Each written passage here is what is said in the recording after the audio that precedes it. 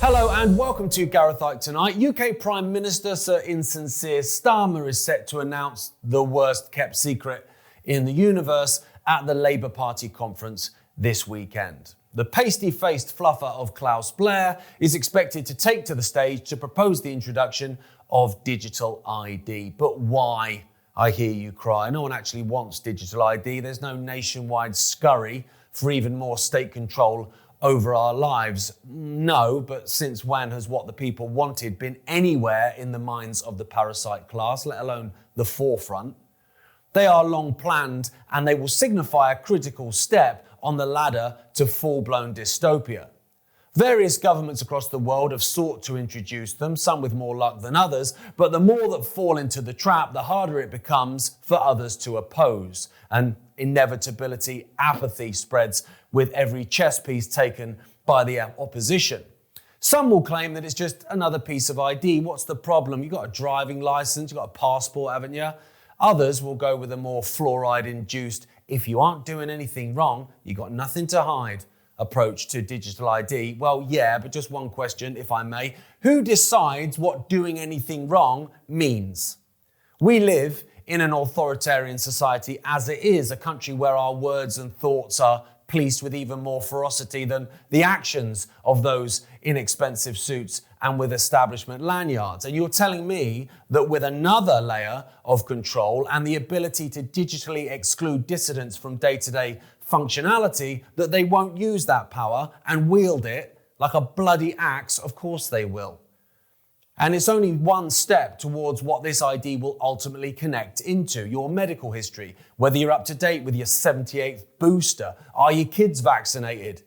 What's your carbon footprint? Do you drive too much? How many flights have you taken this year? What's your social media activity like? Who have you been listening to?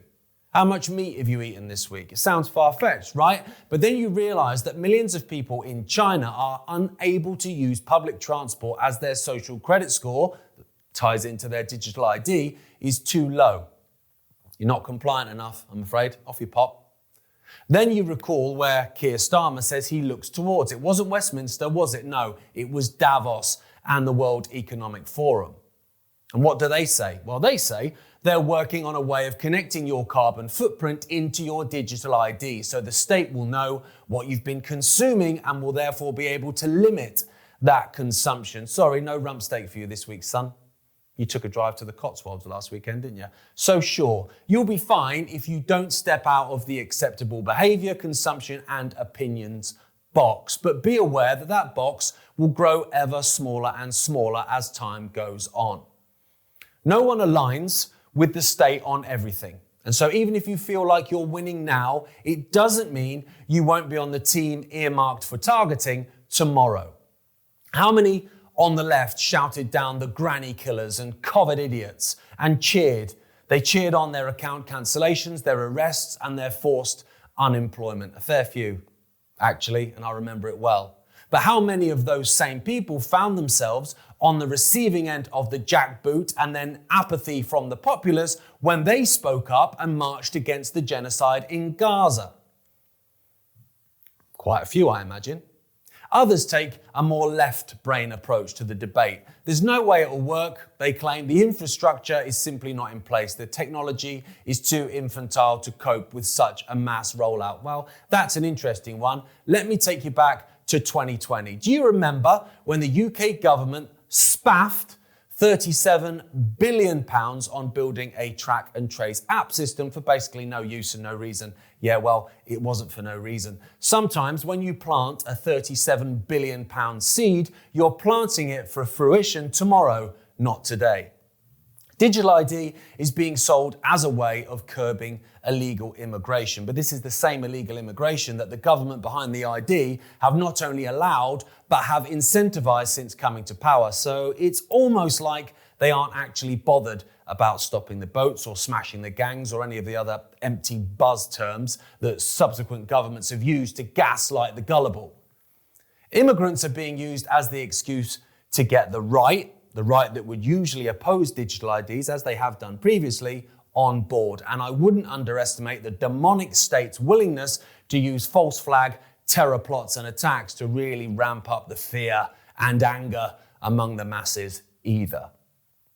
Former Conservative leader William Hague has come out in support of ID cards this week, and Liberal Democrat leader Ed Davey has signalled that they won't oppose them either. Now you couple that with Reform UK's plan for a Britannia card, or whatever that was meant to be, and it becomes obvious that all sides are in lockstep here, just like they were during COVID. Now that should tell us all we need to know about our so-called democracy. It's a farce.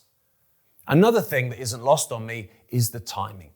Sure, the expectation that Starmer will announce digital ID this weekend has come from a so-called leak to the media, which, as we all know, is how the government gauges public opinion without actually backing themselves into a corner by openly stating it. If the backlash is big enough, he simply won't mention it at the conference, and it will go down as a misinformation leak. And the plan for digital IDs will go back on the back burner until they feel like the stage is set to go again. But what is in the government's favour right now, however, is how divided the country is, and this will not have been lost on the behavioural scientists in Whitehall. Because to fight this, we the people must stand as one. We must unite, puff out our chest as one solid, indomitable force and say in no uncertain terms, no mate. But will we? Or will we allow the manipulated fault lines between us to overshadow our need to be as one and to fight this one overarching enemy that cares not for the plight of any of us? We've allowed the puppet masters to set us against one another for centuries, so the optics don't look great, but I'm nothing if not an optimist. I believe in you, and I believe in me, and I believe in the human spirit. I believe that the not-so-united kingdom can fuse together and once again become united, if only for the metaphorical 12 rounds under the lights. Because if we don't, those lights will fade and eventually disappear, never to be seen again, apart from, the odd flicker when we reminisce about the good old days when not every word, thought and action was pre-sanctioned by the state.